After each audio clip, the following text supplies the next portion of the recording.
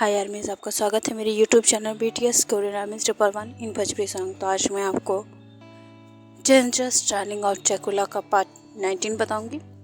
चलिए story start करते हैं। तेकुक शोकी अब बहुत ज़्यादा खुश होते हैं। शेकी भी बहुत कुछ भूल चुकी थी और हम देखते हैं यहाँ पर ते जो कि शेकी के पास बहुत प्यार से कहता है कि आज शाम को पार्टी है, तो तुम पार्टी में तैयार होके आ जाना। तो फिर शेकी भी हामी भर देती है और वो आज पूरा प्लान बना चुकी थी कि वो आज भाग जाएगी। इस वजह से वो बहुत ज़्यादा ही एक्साइटेड थी। लेकिन तभी ते उससे कहता है कि मैं तुम्हें एक बात बता दूँ, तुम्हें मैं समय आने पे सब बता दूंगा, लेकिन फ़िलहाल तुम मुझे छोड़ के जाने की बात मत करना। और मैं तुमसे और अपने बच्चे से बहुत ज़्यादा प्यार करता हूँ। उसे मैं कभी नुकसान नहीं पहुँचाऊँगा क्योंकि वो मेरा अंश है। हाँ, मानता हूँ मैंने शुरुआत में थोड़ी सी जल्दबाजी दिखाई, क्योंकि कोई भी हस्बैंड ऐसा ही सोचेगा। और वैसे भी मैं तुमसे इतना ज़्यादा प्यार करता हूँ, इस वजह से मैं तुमसे दूर नहीं रह पाया और वो सब हो गया। लेकिन अब मैं अपनी ज़िम्मेदारी अच्छे से जान चुका हूँ, इसलिए तुम बिल्कुल भी टेंशन मत लो। मैं अपने बेबी से बहुत ज़्यादा प्यार करता हूँ। शेकी जो कि ये सब सुन के बहुत ज़्यादा ही ते की बातों में आ रही थी और उसे रियलाइज़ हो रहा था कि ते झूठ नहीं बोल रहा है और बात भी सच है।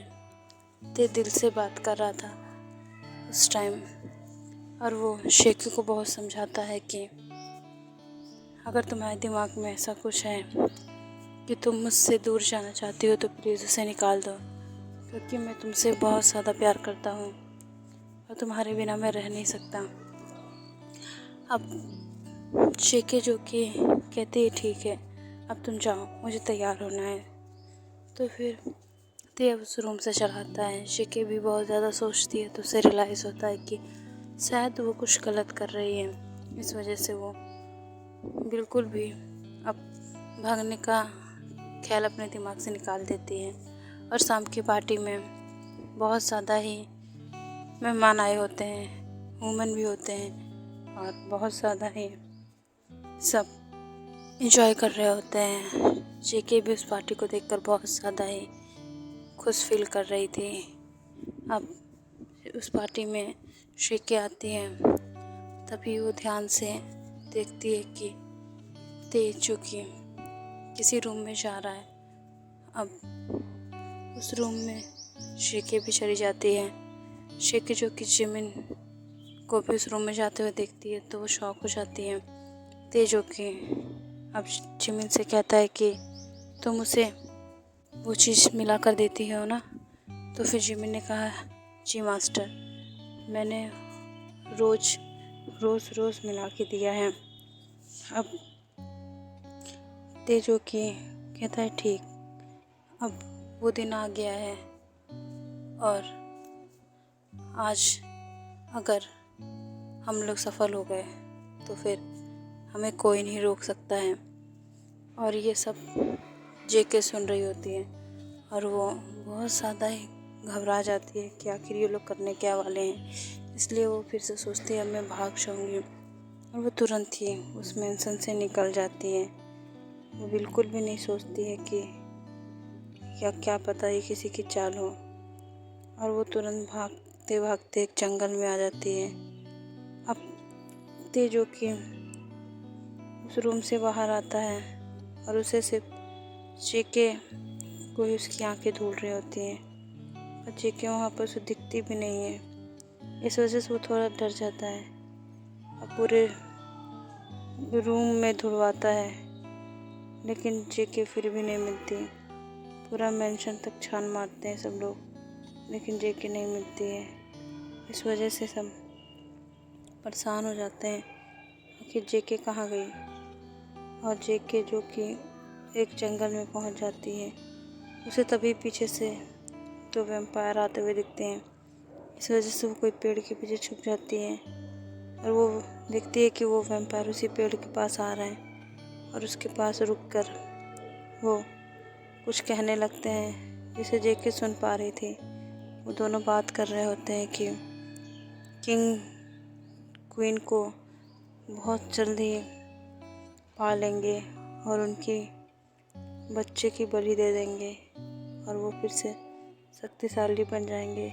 ये सब तो जेके के दिल पे बहुत ज़्यादा ही चोट पहुंचा रहा था, लेकिन बहुत ज़्यादा ही वो डरी होती है और वो जो है बहुत ज़ोर से भागने लगती है।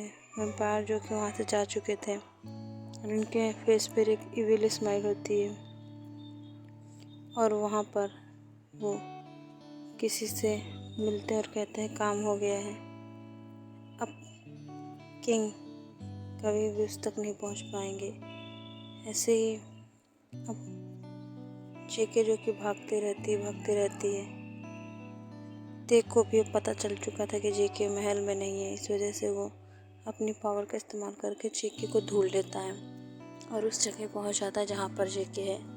जेके जो कि बहुत ज़्यादा ही डरी होती है, तेग को देखकर तो और ज़्यादा डर जाती है। कहती है तुम मेरे पास मत आओ, तुम मेरे बच्चे की बलि दोगे, मुझसे दूर ही रहो।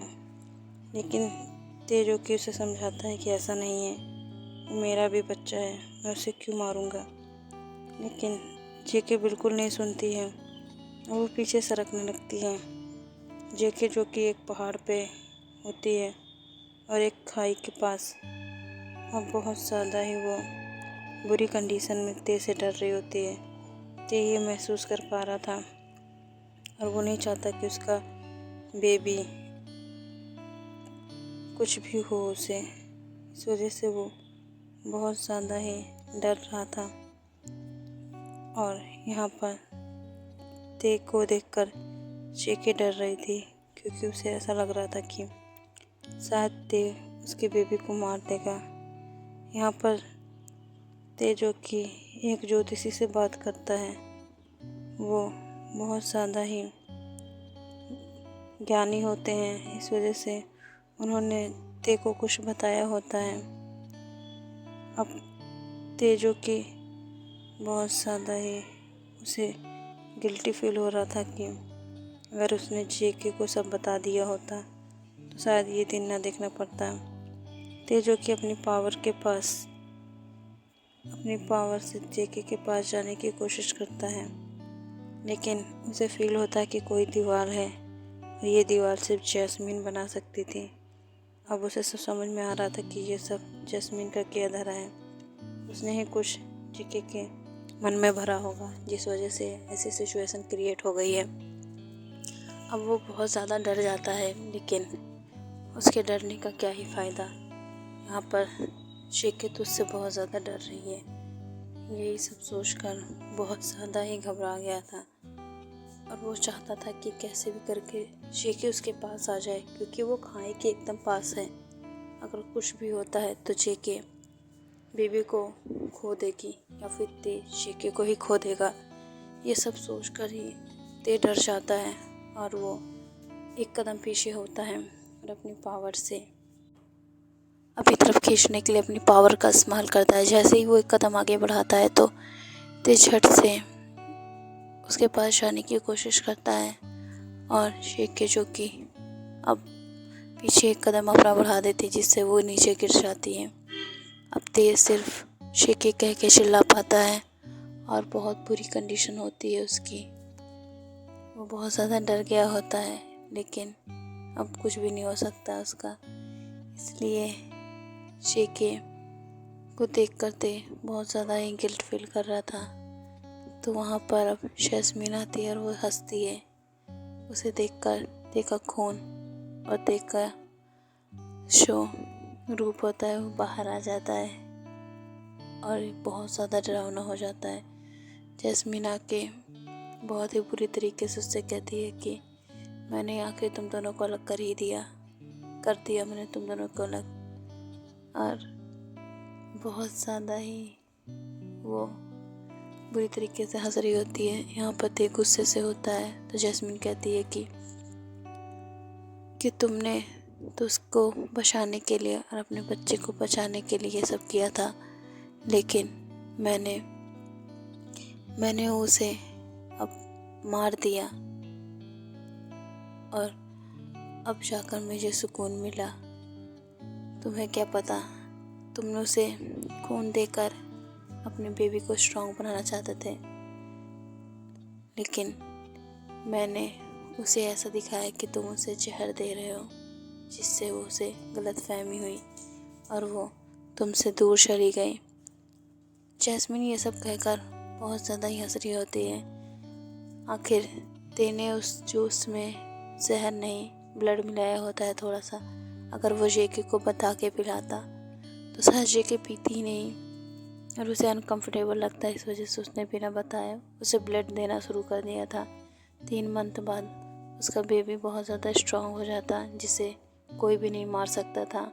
सिर्फ आज का दिन और कल का दिन उसको बचा सकता था, लेकिन उससे पहले ही उसकी जेके, जो कि ख़त्म हो चुकी थी, बहुत ज़्यादा ही बुरी कंडीशन में ते होता है, लेकिन अब वो कुछ भी नहीं कर सकता।